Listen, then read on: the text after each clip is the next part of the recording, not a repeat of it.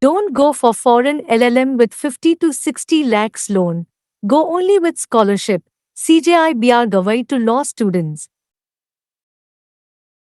Chief Justice of India Justice B.R. Gavai, addressing the 22nd convocation of Nalsar University of Law, Hyderabad, spoke at length about the pressures faced by young legal professionals, especially the growing trend of pursuing foreign degrees under financial and social duress. He cautioned graduating students against going abroad solely under peer pressure or as a symbol of validation. If you wish to go, go. It broadens your horizons. It teaches you how the world thinks. But please, go with scholarship and funding. Go with purpose, not pressure, he said. Referring to loans taken for foreign education, he observed, do not put yourself or your family under the burden of loans amounting to 50 to 70 lakhs just for a foreign degree. A foreign degree alone is not a stamp of your worth.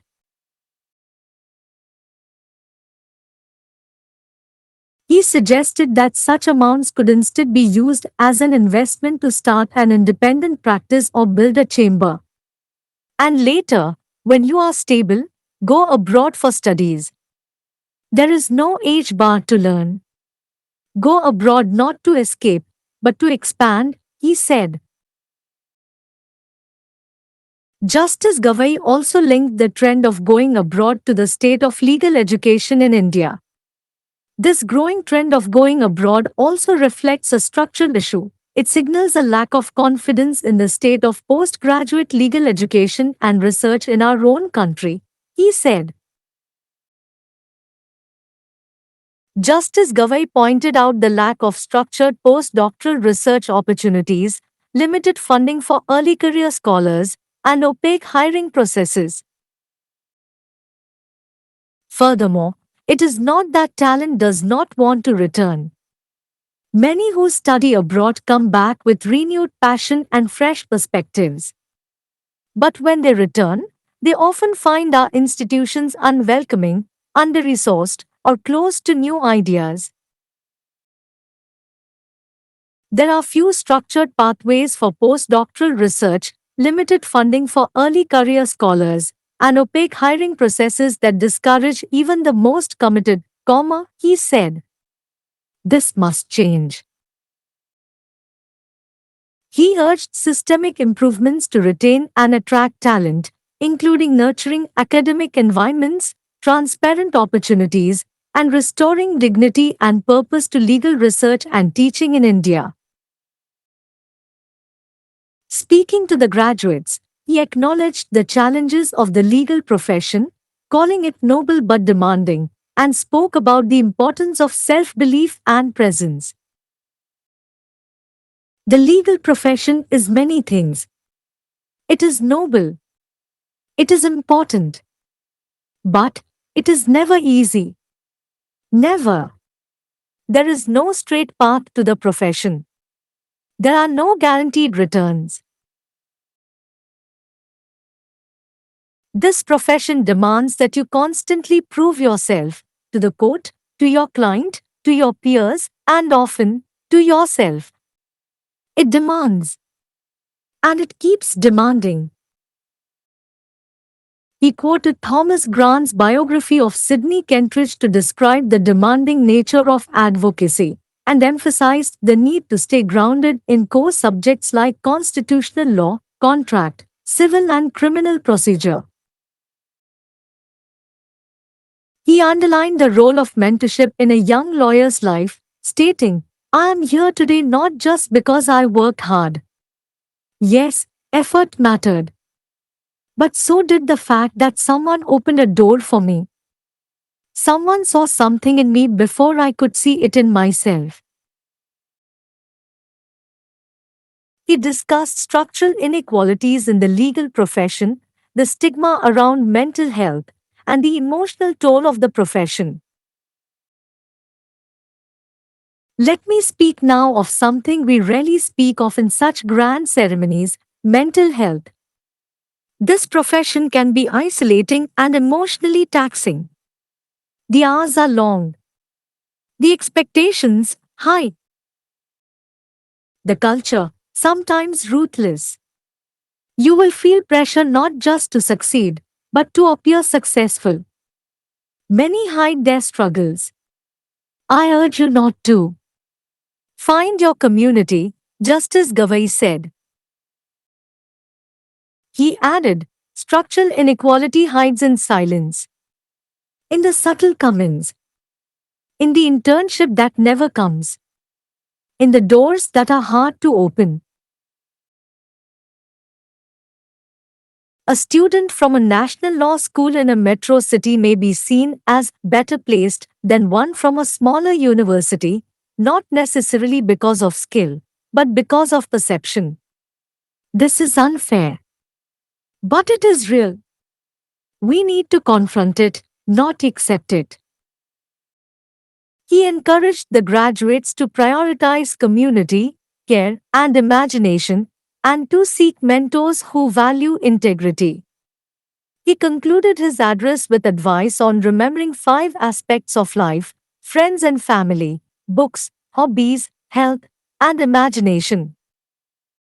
50 முதல் 60 வரை லட்சம் கடன் பெற்று வெளிநாட்டு எழுதியம் படிக்க வேண்டாம், உதவித்தொகை பெற்று மட்டுமே செல்லுங்கள்.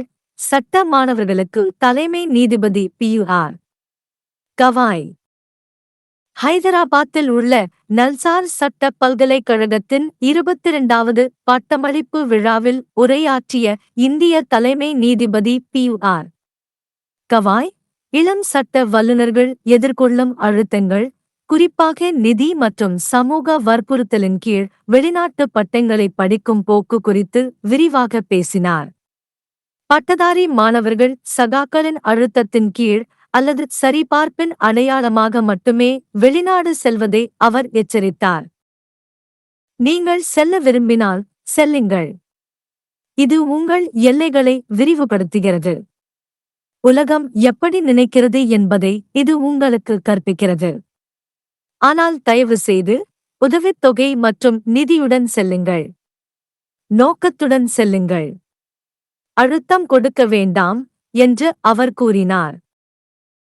வெளிநாட்டு கல்விக்காக எடுக்கப்பட்ட கடன்களைப் பற்றி குறிப்பிடுகையில், வெளிநாட்டு பட்டத்திற்காக உங்களையோ அல்லது உங்கள் குடும்பத்தையோ 50 முதல் 70 வரை லட்சம் ரூபாய் வரையிலான கடன்களின் சுமையில் ஆழ்த்தாதீர்கள். வெளிநாட்டு பட்டம் மட்டும் உங்கள் மதிப்பின் முத்திரை அல்ல என்று அவர் குறிப்பிட்டார். அத்தகைய தொகைகளை ஒரு சுயாதீன பயிற்சி நிறுவனத்தை தொடங்க அல்லது ஒரு அறையை உருவாக்க முதலீடாக பயன்படுத்தலாம் என்று அவர் பரிந்துரைத்தார். பின்னர், நீங்கள் நிலையானவராக இருக்கும்போது படிப்புக்காக வெளிநாடு செல்லுங்கள். கற்றுக்கொள்ள வயது வரம்பு இல்லை. வெளிநாடு செல்வது தப்பிக்க அல்ல, விரிவாக்கம் செய்ய வேண்டும் என்று அவர் கூறினார். நீதிபதி கவாய் வெளிநாடு செல்லும் போக்கை இந்தியாவில் சட்டக் கல்வியின் நிலையுடன் இணைத்தார். வெளிநாடு செல்லும் இந்த வளர்ந்து வரும் போக்கு ஒரு கட்டமைப்பு சிக்கலையும் பிரதிபலிக்கிறது. இது நமது சொந்த நாட்டில் முதுகலை சட்டக் கல்வி மற்றும் ஆராய்ச்சியின் நிலை குறித்த நம்பிக்கையின்மையை குறிக்கிறது என்று அவர் கூறினார். கட்டமைக்கப்பட்ட முதுகலை ஆராய்ச்சி வாய்ப்புகள் இல்லாதது, ஆரம்பகால தொழில் அறிஞர்களுக்கு வரையறுக்கப்பட்ட நிதி மற்றும் தெளிவற்ற பணியமர்த்தல் செயல்முறைகள் ஆகியவற்றை நீதிபதி கவாய் சுட்டிக்காட்டினார். மேலும், திறமையாளர்கள் திரும்பி வர விரும்புவதில்லை என்பதல்ல, வெளிநாட்டில் படிக்கும் பலர் புதுப்பிக்கப்பட்ட ஆர்வத்துடனும் புதிய கண்ணோட்டங்களுடனும் திரும்பி வருகிறார்கள். ஆனால் அவர்கள் திரும்பி வரும்போது, அவர்கள் பெரும்பாலும் நமது நிறுவனங்கள் வரவேற்கப்படாதவை, போதுமான வளங்கள் இல்லாதவை அல்லது புதிய யோசனைகளுக்கு மூடப்பட்டுள்ளன என்பதை காண்கிறார்கள். முனைவர் பட்ட படிப்புக்கு பிந்தைய ஆராய்ச்சிக்கு சில கட்டமைக்கப்பட்ட பாதைகள் உள்ளன. ஆரம்பகால தொழில் அறிஞர்களுக்கு வரையறுக்கப்பட்ட நிதி மற்றும் மிகவும் உறுதியானவர்களை கூட ஊக்கப்படுத்தும் தெளிவற்ற பணியமர்த்தல் செயல்முறைகள் உள்ளன என்று அவர் கூறினார். இது மாற வேண்டும்.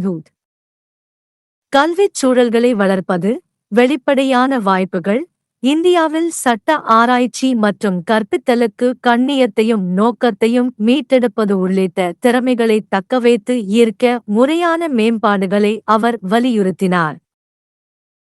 பட்டதாரிகளிடம் பேசிய அவர், சட்டத் தொழிலின் சவால்களை ஒப்புக்கொண்டார், அதை உன்னதமானது ஆனால் கோரும் தன்மை கொண்டது என்று அழைத்தார், மேலும் சுய நம்பிக்கை மற்றும் இருப்பின் முக்கியத்துவம் பற்றி பேசினார்.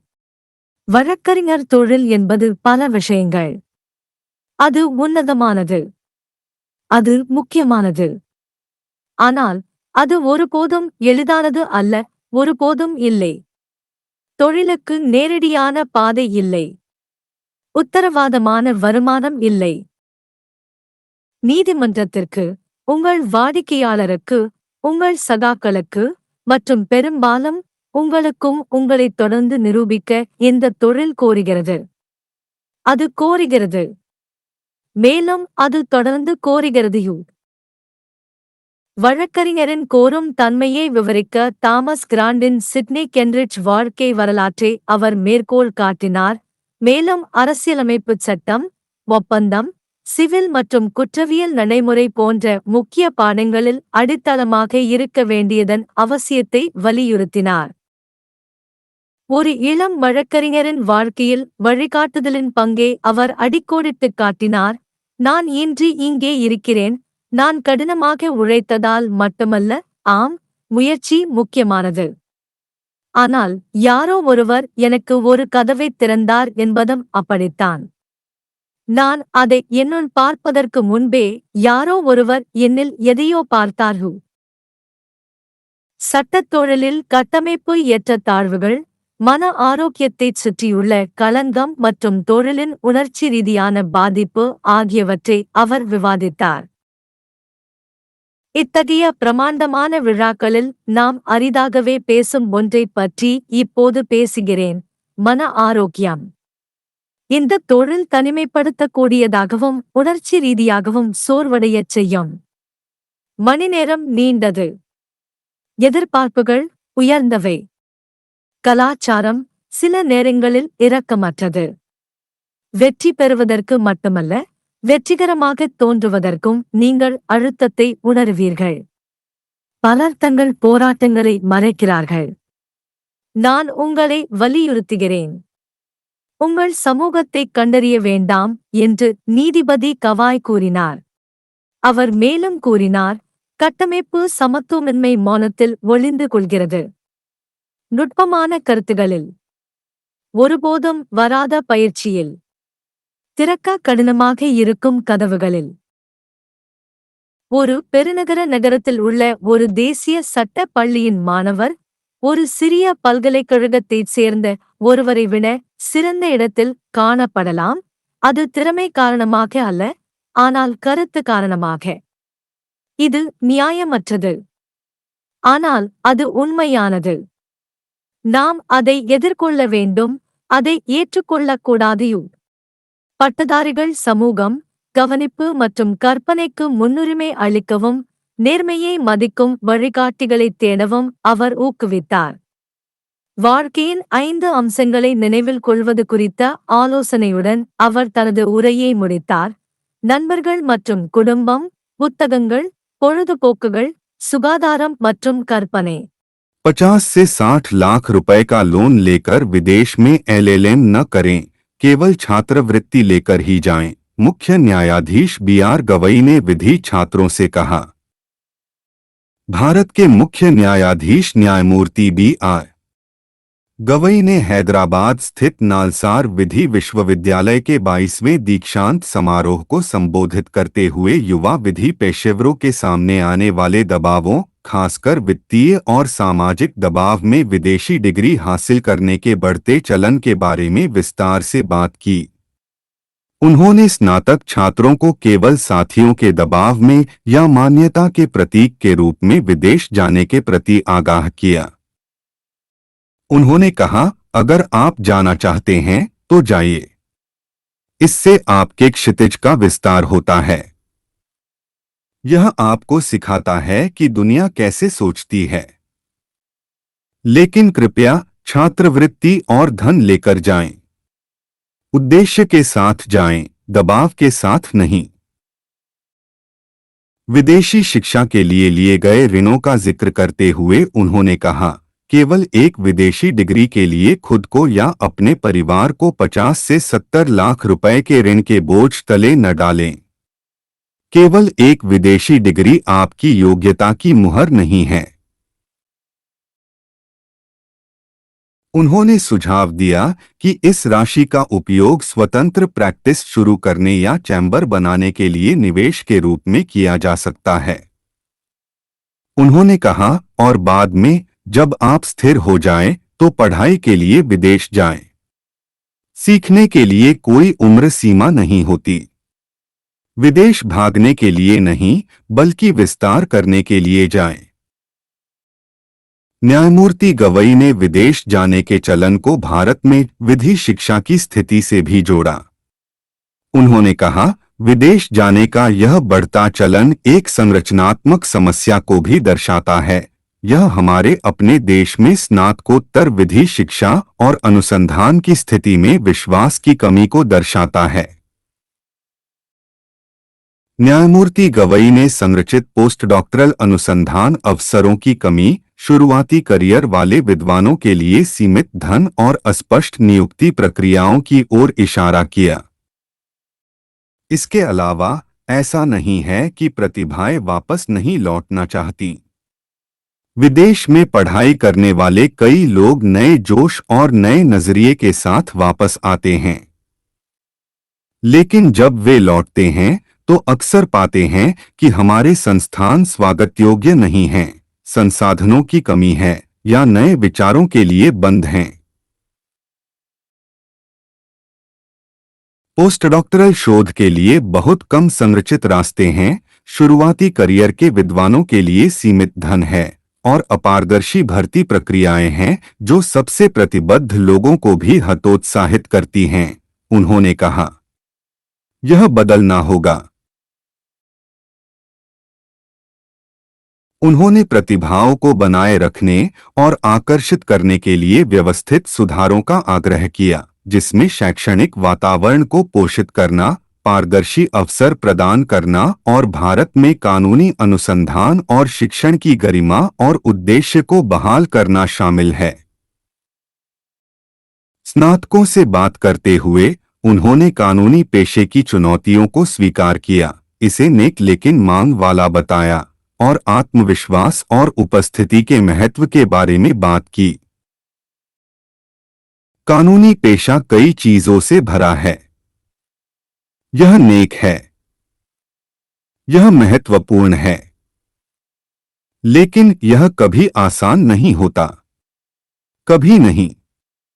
इस पेशे तक पहुंचने का कोई सीधा रास्ता नहीं है, कोई गारंटीशुदा मुनाफा नहीं है। यह पेशा आपसे लगातार खुद को साबित करने की मांग करता है, अदालत के सामने, अपने मुवक्किल के सामने, अपने साथियों के सामने और अक्सर खुद के सामने भी। यह मांग करता है और यह मांग करता ही रहता है। उन्होंने वकालत की मांगलिक प्रकृति का वर्णन करने के लिए सिडनी कैंट्रिज पर थॉमस ग्रांट की जीवनी का हवाला दिया और संवैधानिक कानून, अनुबंध, दीवानी और आपराधिक प्रक्रिया जैसे मूल विषयों पर अडिग रहने की आवश्यकता पर जोर दिया। उन्होंने एक युवा वकील के जीवन में मार्गदर्शन की भूमिका को रेखांकित करते हुए कहा, मैं आज यहाँ सिर्फ इसलिए नहीं हूँ क्योंकि मैंने कड़ी मेहनत की है। हाँ, प्रयास मायने रखता है, लेकिन यह तथ्य भी मायने रखता है कि किसी ने मेरे लिए एक दरवाजा खोला, किसी ने मुझ में कुछ देखा इससे पहले कि मैं उसे खुद में देख पाता। उन्होंने कानूनी पेशे में संरचनात्मक असमानताओं, मानसिक स्वास्थ्य से जुड़े कलंक और पेशे के भावनात्मक बोझ पर चर्चा की। अब मैं एक ऐसी बात कहना चाहता हूं जिसके बारे में हम इतने बड़े समारोहों में कम ही बात करते हैं, मानसिक स्वास्थ्य। यह पेशा अलग-थलग और भावनात्मक रूप से थका देने वाला हो सकता है। काम के घंटे लंबे होते हैं, उम्मीदें बहुत ज्यादा होती हैं। संस्कृति कभी कभी निर्दयी। आप पर न केवल सफल होने का बल्कि सफल दिखने का भी दबाव होगा। कई लोग अपने संघर्षों को छिपाते हैं। मैं आपसे आग्रह करता हूं कि ऐसा न करें। अपना समुदाय खोजें, न्यायमूर्ति गवई ने कहा। उन्होंने आगे कहा, संरचनात्मक असमानता मौन में छिपी है। सूक्ष्म टिप्पणियों में, उस इंटर्नशिप में जो कभी नहीं मिलती, उन दरवाजों में जिन्हें खोलना मुश्किल है। किसी महानगर के राष्ट्रीय विधि विद्यालय के छात्र को किसी छोटे विश्वविद्यालय के छात्र की तुलना में बेहतर स्थिति में देखा जा सकता है, जरूरी नहीं कि कौशल के कारण बल्कि धारणा के कारण। यह अनुचित है, लेकिन यह सच है। हमें इसका सामना करने की जरूरत है, इसे स्वीकार करने की नहीं। उन्होंने स्नातकों को समुदाय, देखभाल और कल्पनाशीलता को प्राथमिकता देने और ऐसे मार्गदर्शकों की तलाश करने के लिए प्रोत्साहित किया जो ईमानदारी को महत्व देते हों।